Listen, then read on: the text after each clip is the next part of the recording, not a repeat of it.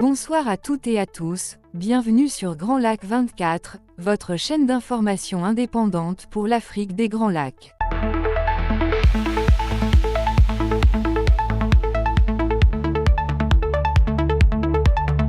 Nous sommes le 7 novembre 2025. Ce soir, nous faisons le point sur les événements majeurs qui ont touché notre région entre les 5 et 7 novembre, des développements qui concernent directement la Tanzanie, le Soudan, la République démocratique du Congo, le Kenya, l'Ouganda, le Rwanda, également le Burundi et les voies maritimes qui relient nos économies au monde. Commençons par la Tanzanie. Les suites de l'élection du 29 octobre continuent de provoquer des ondes de choc politique et social. Selon des documents judiciaires consultés par des médias internationaux, les autorités tanzaniennes ont porté des accusations de trahison contre près d'une centaine de personnes, en lien avec les manifestations violentes qui ont suivi le scrutin. Ces actes d'accusation, déposés auprès d'un tribunal de Dar es Salaam, évoquent l'intention d'entraver le bon déroulement des élections et des dommages causés à des biens publics. Cette démarche marque une étape importante, il s'agit des premières inculpations formelles contre des personnes accusées d'avoir participé aux manifestations post-électorales. Dans un contexte où des voix politiques et des ONG dénoncent un bilan humain très lourd, et où le gouvernement qualifie ces estimations d'exagérées, la décision judiciaire ajoutera sans doute au climat de tension et aux appels au dialogue. Au Soudan, un développement diplomatique imprévu a émergé. Les forces de soutien rapide, la puissante formation paramilitaire connue sous le sigle RSF, ont déclaré accepter une proposition pour un cessez-le-feu humanitaire portée par les États-Unis et plusieurs puissances arabes. La RSF a dit être prête à mettre en œuvre une trêve et à entamer immédiatement des discussions sur une cessation durable des hostilités et sur les principes à la base d'un processus politique au Soudan. Ce geste intervient après des mois d'affrontements meurtriers entre la RSF et l'armée régulière, et après la prise récente d'Al-Fashir, en Darfour, une ville plongée dans une crise alimentaire aiguë. Si cette acceptation représente une fenêtre humanitaire bienvenue pour des millions de civils privés d'aide, l'expérience montre aussi qu'il faudra une surveillance internationale rigoureuse et un engagement des deux parties pour transformer une trêve en paix durable. La République démocratique du Congo reste, elle aussi, au centre d'une urgence humanitaire qui s'aggrave. Les dernières évaluations publiées par les autorités de surveillance de la sécurité alimentaire font état de plusieurs millions de personnes confrontées à une insécurité alimentaire aiguë et plus de 3,2 millions sont en situation d'urgence alimentaire, avec des niveaux élevés de malnutrition aiguë chez les enfants.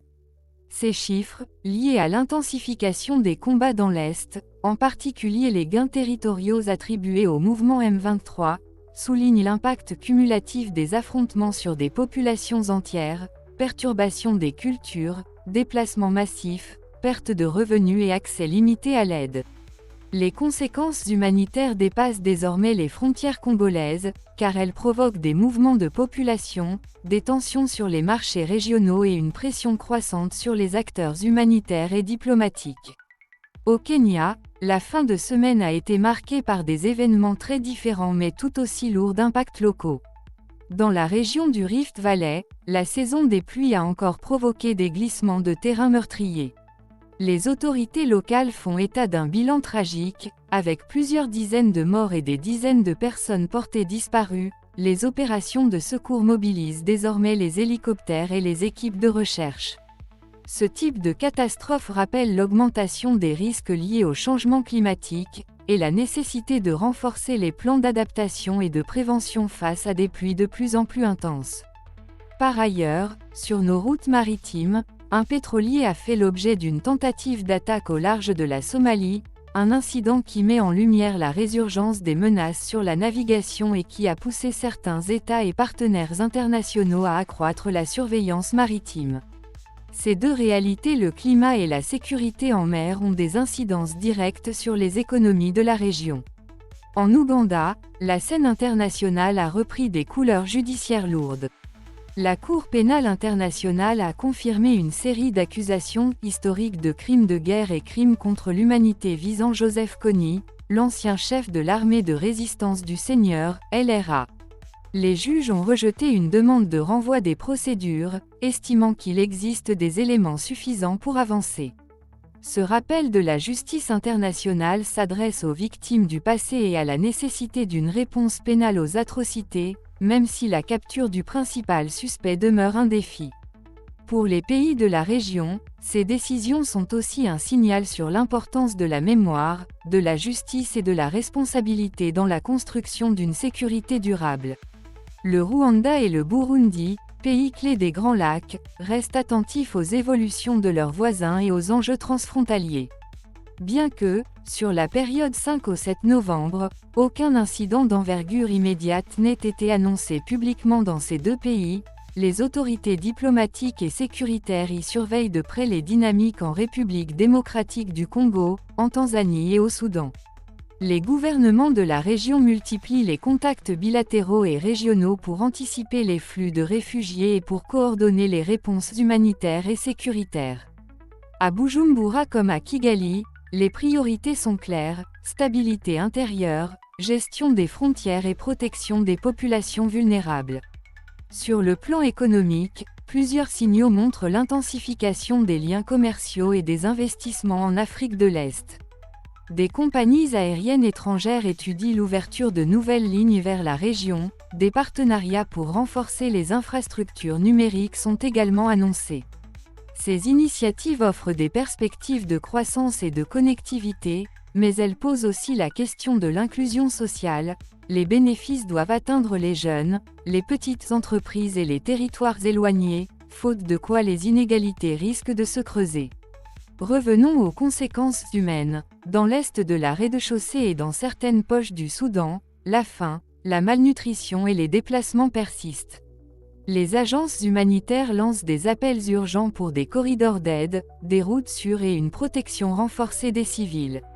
Les gouvernements et les partenaires internationaux dont des États de la région sont appelés à intensifier la coordination pour acheminer l'aide là où elle est le plus nécessaire, tout en garantissant la sécurité des équipes sur le terrain par le cadre intégré de classification de la sécurité alimentaire.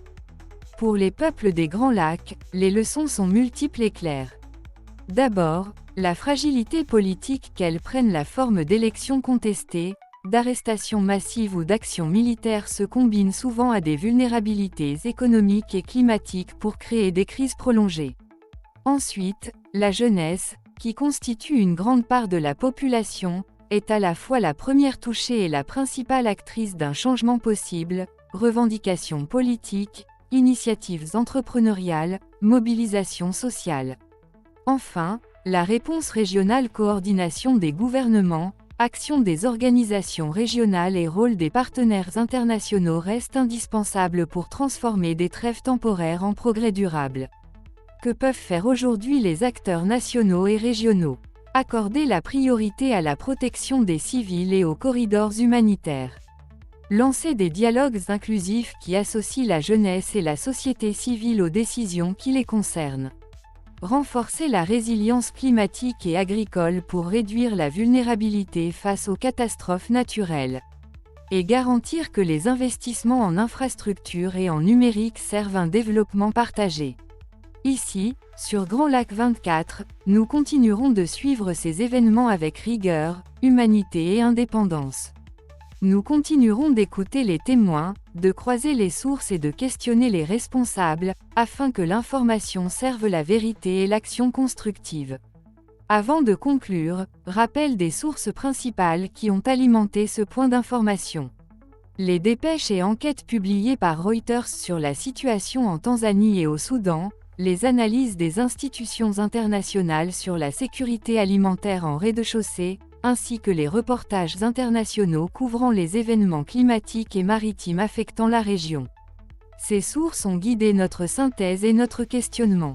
Merci de votre attention. Abonnez-vous à Grand Lac 24, partagez cette vidéo pour faire circuler l'information précise et vérifiée, et écrivez-nous vos questions ou témoignages en commentaire. Votre voix compte. Nous la ferons entendre. Je suis Marie Goldsa, pour Grand Lac 24. Bonne soirée et à très bientôt.